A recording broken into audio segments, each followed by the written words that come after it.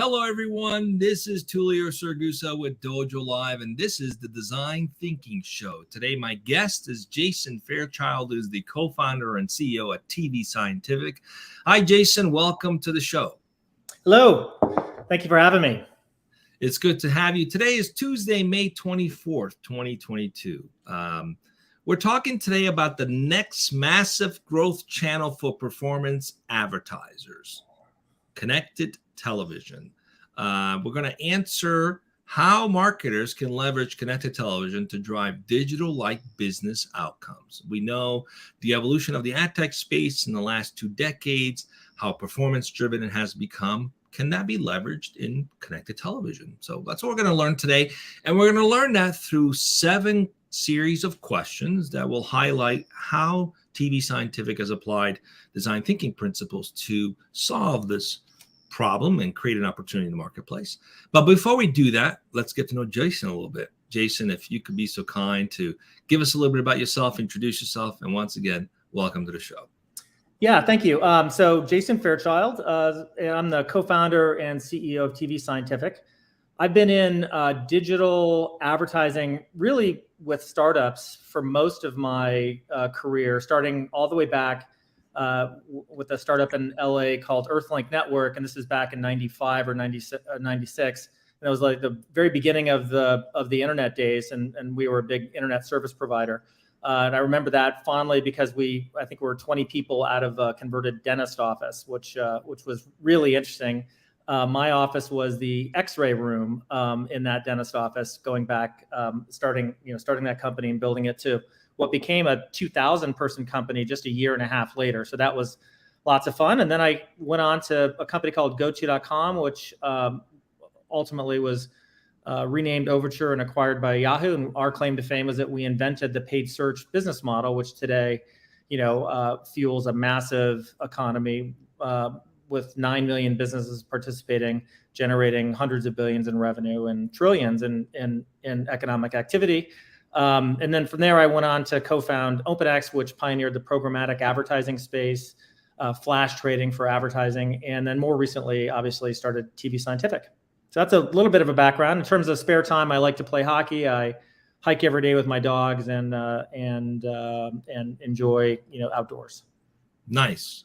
Sounds like you've been in the early stages of pretty significant technology advancements.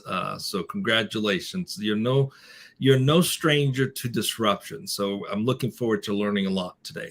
Tell us about what gave birth to TV Scientific. What was like that aha moment? We need to go do this. Yeah, so I was at OpenX as a co-founder and chief revenue officer for 12 years. And in the last couple of years, we were looking to activate new ad formats, which really came down to connected TV. So I was exploring the category, and I sat on the board of a TV data company as well. And a couple of things struck me. One is that there was a massive shift of consumer behavior towards streaming services. And this is going back 4 years. It's even more pronounced now, where huge swaths of people were cutting the cord and moving over to streaming TV. That's one. Two is that the connected TVs themselves are really computers. They're built on the internet, and the internet is the delivery technology for streaming content. So in that regard, it's very similar to online advertising or online content. It's built on IP, Internet Protocol. And therefore, in theory, a lot of the same measurement technologies should be applicable in connected TV. That was a hypothesis. And then the last thing was, as I got into the TV industry and coming from a digital advertising background or ad tech background, this was news to me, that TV is a fairly large industry, or linear TV, at around $70 or $72 billion a year. What's remarkable, though, is that about 80% of that $72 billion is driven by 500 advertisers. So, which is kind of shocking if you think about it. And my point of reference was coming from paid search, where there are 9 million advertisers participating in that economy. So the aha moment was really simple. Combining all those sort of observations about streaming and connected TV is what if we did for streaming or for connected TV what we did back in the day for paid search. which really comes down to two things. One is democratize access. So make TV advertising accessible through a self-serve platform, just like Google or just like Facebook, and then make the measurement a very digital first process. So in our platform, for example, we really don't speak TV, we speak digital, meaning when an advertiser sets up a campaign, we talk to them in terms of outcomes like website, cost per website visitor, cost per sale, cost per app install, whatever their outcomes are, that's the language we talk, which is almost 100% modeled after what's been successful in online advertising. Amazing.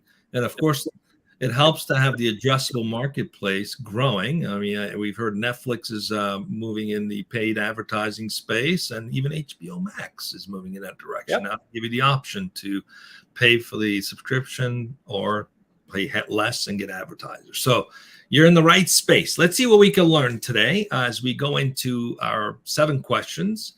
Very curious to see what methodologies were used to develop TV Scientific's go-to-market strategy. So we've got a little bit of history on the problem you saw, but then how did that kind of, the rubber met the road? How did you further define that? How did you further understand how to solve the problem? What was the problem? We talked a little bit about democratizing it, but if you could share that with us, we'd love to learn how you guys went about that. Yeah, I think the first question we struggled with, frankly, it was, who's our target customer? Are we going to go to the traditional TV advertising market and try to retrain them on performance-oriented TV? Because we could have gone that direction. Are we going to go to local advertisers, that traditionally advertised on cable TV, and get them to adopt this platform? A car dealer might be an example of that. Or are we going to focus on a different category altogether? And so that was the first question we had to really ask and answer for ourselves. And the answer was really clear, and I think it put the company in a very specific direction, which thankfully we wouldn't change this. And we're going after digital first, performance oriented marketers. So really larger Google and Facebook advertisers. We talk about the top 20% or so, and we're going to help them move their spend from Google and Facebook to connected TV and spend in a very familiar way that, through a very familiar interface, and talk about outcomes in the same way that they think about them in digital.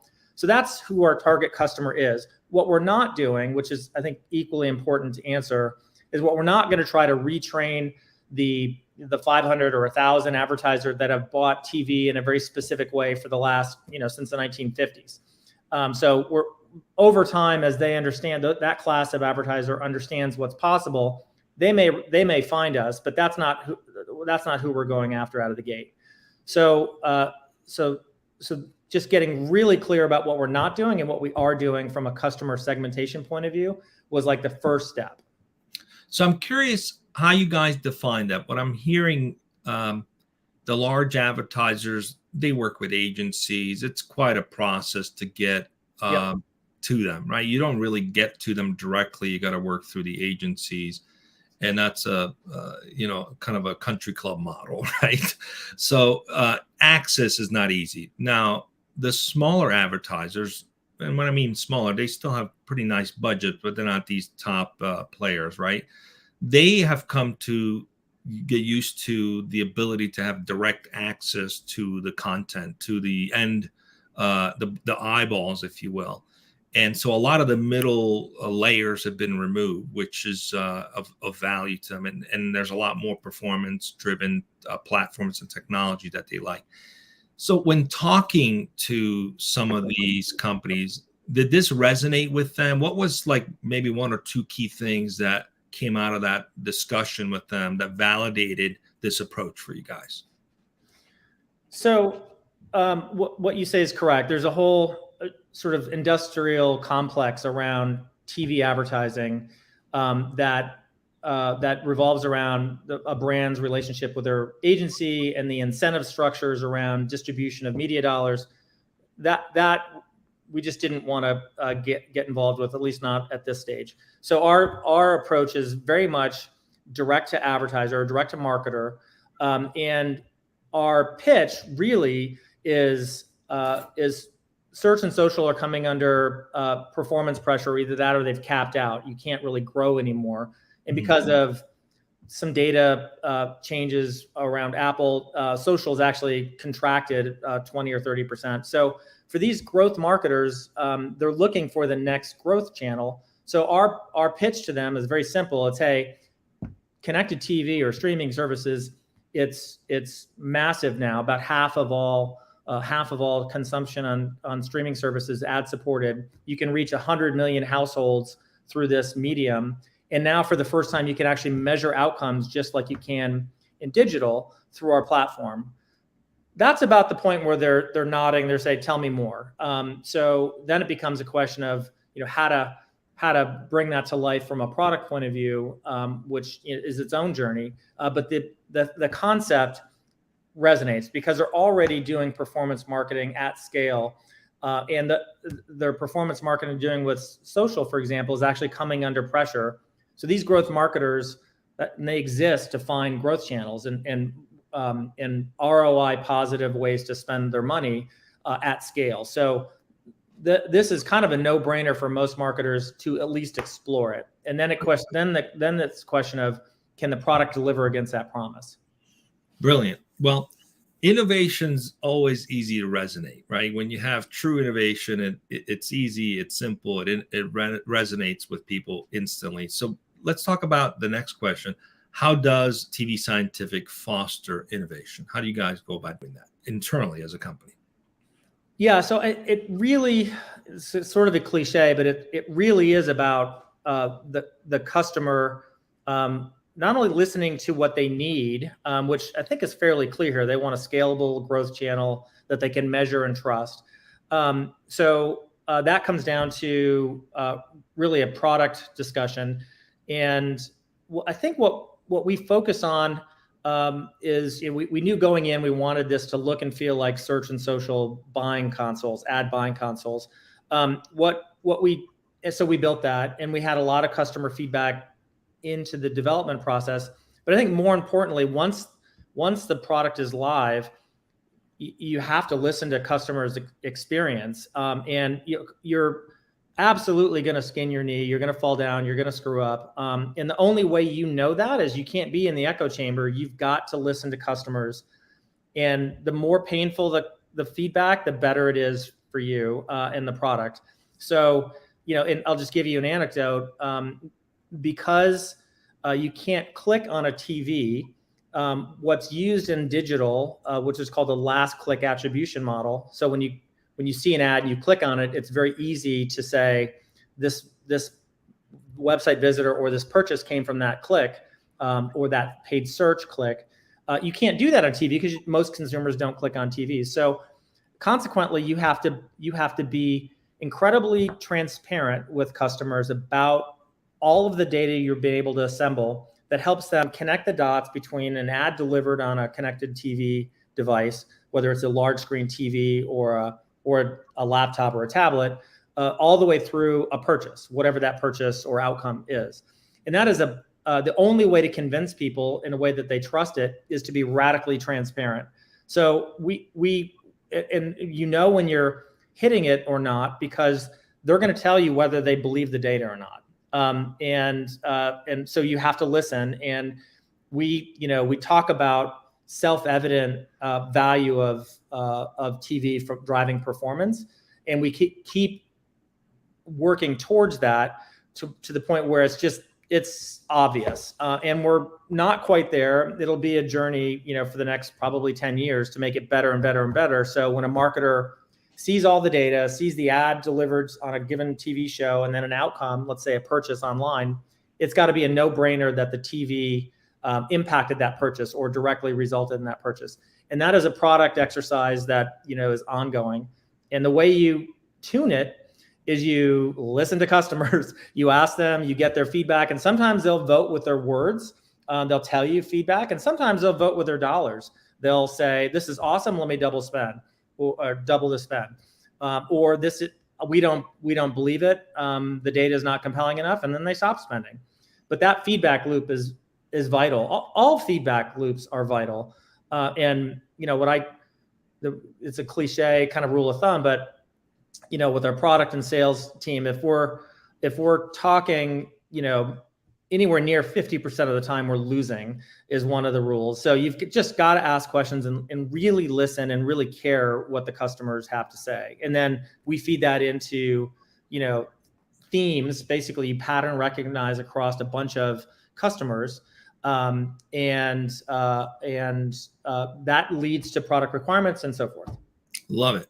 Love it. I heard a lot of design thinking themes in that, really listening, using empathy to understand and relate, and then defining the problem. I mean, I clearly heard the need for transparency is a big problem, right? The lack of transparency is a big problem. So with finding and driving innovation comes also processes to deliver that end user value. So how do you guys design processes in support of delivering end user value? As a company, how have you organized yourself in order to deliver on these values that you've identified? So the product development process is fed by, as I mentioned, pattern recognition across really the entire organization. So when we have a customer, we have, of course, the sales organization that went out to sell them. They're going to give us feedback on, is our story resonating? Is our product demonstration resonating? Is all of the front end? Then we have a customer success organization that works with those customers to manage the ongoing relationship. And we get feedback from those engagements. And by the way, one of the things we do is we record all of our calls with customers, and most of them are videos. So you can go back and look at the first sales call that took place with a given customer, the first client success call that took place either before or post launch, and then all the way down the road. So you can document the customer feedback along the way, and that feeds into a product organization that says, hey, we keep hearing X, Y, or Z across customer engagements, whether it's on the pre-sales or post-sales side. And that points to the need for either there's a problem that we need to solve, or points to a need for innovation or an area for improvement for us. That gets prioritized against a product roadmap. And we spend a lot of time thinking about what's the most important product innovation to drive customer success across the board. Customer success is probably the metric. And that sub-metrics would be revenue. Sub-metrics might be customer satisfaction. But really, we care about their success and prioritize all of the data inputs that we get around how do we make them more successful. Nice. If you're using some kind of platform for that, I want to know about it after the show, because that could make a really cool guest, especially if they use some kind of contextual analytics where you can get insights from those calls. So I'd be curious to learn more about that. But let's continue on with our show and our segment. How does the company put people's needs as the focal point of the product roadmap? And what I mean by that is often you have to balance between, where the market is taking you, where you think there's a big opportunity, and then translating what you heard from the end user, the marketer, the advertisers, who's really spelled out the problem that they're going to need to be solved. So it comes down to a question of adoption, right? Sometimes there's a gap between the solution and how it gets adopted. So how do you guys put the people's needs, which is really talks to adoption, as a focal point to your roadmap? So these conversations that we have with customers, they really distill down into kind of key themes from customers around feedback. We need to see better data. So for example, I'll just give you an example where they want to understand. A customer might say, yeah, we understand TV happened before the click happened on Google, but we don't understand the relationship well enough. So if we hear that 3 or 4 times, we now know we need to innovate in that area. And the innovation is really making the customer journey more transparent. So consequently, in this example, we develop reporting that shows an ad delivered on TV resulted in a Google paid click within a certain period of time, or a Facebook click, or a direct type into the advertiser website. So we now show that in our reporting that says, you got 100 clicks within, a reasonable period of time after the TV ad was shown to a given household. And 25 of them came from paid search, 25 of them came, from a direct type in, and whatever that breakdown might be. But it shows sort of radical transparency into how the consumer arrived at the website after seeing the ad. And that all came from a customer saying to us, hey, we don't understand this. How can we better understand the impact of TV? Because we see in our Google Analytics report, for example, clicks come in, but it's not really clear it came from TV. So we now have our reporting in our dashboard, and we also export it into any source of truth a marketer can use or wants to use, so they can see TV Google click or TV organic click to the website, then purchase. And that all came from customers saying, I don't understand. My last click is showing Google when within 15 minutes of seeing a TV ad. How do we connect those dots? And we just help them do that. Brilliant. I've even been in the ad tech space in the earlier days. That was the promise, but the delivery of that promise sounds like it hasn't happened until now. So congratulations for that, because that's a big deal. All right, let's continue on and talk about maybe some of the lessons you've learned in the process of aligning market needs while differentiating from competitors. And what this question really talks to is sometimes you've got the right solution, solving the right problem, but you also have competitive pressures, right? Balancing that is a challenge in itself. How do you guys balance that? I don't know that we proactively think about balancing it. I think what happens naturally is, again, from customer conversations, you'll hear, oh, well, we've tested TV on X, Y, or Z platform.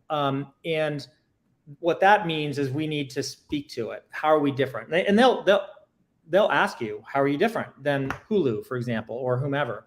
And so it's really important for us to be crystal clear around our points of differentiation, and because in a very natural and almost every customer conversation on the front end and during the sales process, they're going to demand an answer of that. So that's going to force you, again, listening to the customer, to answer the question. So in our case, we're really clear about what lane we're in, how we're different, and not just against the competitive set generally, but very specifically when we're asked about this competitor, how we're different. When we asked about this one, how are we different? So we have developed answers to that because we've had to, and then of course we push that out both in all of our collateral material and our sales training as well. Love it. And there's a key lesson here for those watching. The more you listen to customers, that's going to be your true differentiator. It's not listening to what competitors are doing. It's listening to what customers need. That's the key thing. So I appreciate you sharing that with us. We have two more questions before we wrap up. Any lessons the company has learned in the process of creating an innovation-driven culture? Clearly, you guys were born out of innovation, out of solving a major problem in the marketplace, out of creating an opportunity. So what are some of the lessons learned in that process of actually the rubber meeting the road, translating that into something tangible in the marketplace? If you could share that with us. I think I've shared maybe some successes with you, but we've also had periods where we drink our own Kool-Aid maybe a little bit too much, and we sell what we have in terms of whatever it's reporting or whatever it is, and we've in some cases we've just missed signals. I think in a couple of cases, customers are, and we can go back and listen and watch with mortified eyes, by the way, go back and watch the slow motion plane crash where we just missed the signals with a customer, and you have to pound it into your culture that really what we think of our platform doesn't matter. What really matters is what the customer thinks of it. And it's always great to get positive feedback from customers, but when we miss, we have to stop and we have to understand exactly why. And I use the plane crash analogy, but it's not too far off. It's like, okay, let's stop. Now we have forensic tools. We can actually look at the conversation that happened that led to a miss with a customer. And okay, where did, do the regression? Where did we miss? And then we train around it. Okay, we need to make sure X, Y, or we say X, Y, or Z, or when we hear something, that takes us down a completely different path in terms of how we engage with that customer. We bring in sales engineers if it's technical. We bring in data science if they don't believe in the data, or they don't believe or don't understand the data, or we slow down if a customer's not sophisticated enough to understand that a TV ad could lead to a Google search, for example. Then we have to walk them through the data to show how from a data science point of view, how those things are underpinned in actual data science methodologies. And sometimes we just have to slow down and assume that they don't know as much as we think they know.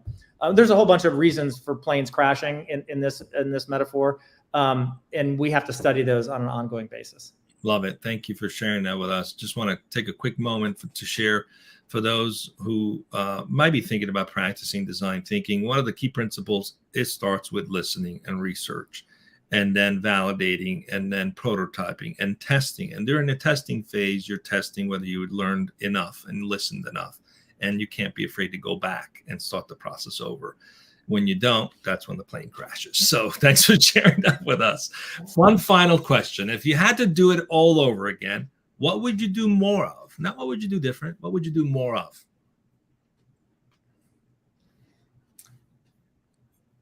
I think we would probably introduce data science principles earlier, and basically earlier in the sales process, basically ground the customers saying, hey, this is performance television, but in order for you to be successful in this, in order for you to grow your business using connected TV or performance television, here's a few things that you have to get your head around.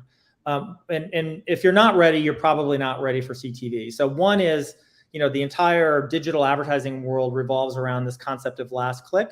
And by the way, Google has basically deprecated that. They don't believe in it anymore at all.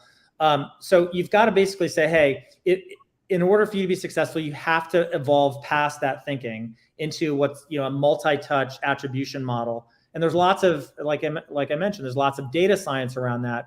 But some customers, either because of the level of education from an industry point of view or sophistication, are just not ready for it. So I think what we would do is, educate the market, earlier and with, I would say, greater focus, and then in general terms, and then from a specific customer engagement point of view, almost start every conversation with, this is very, very powerful.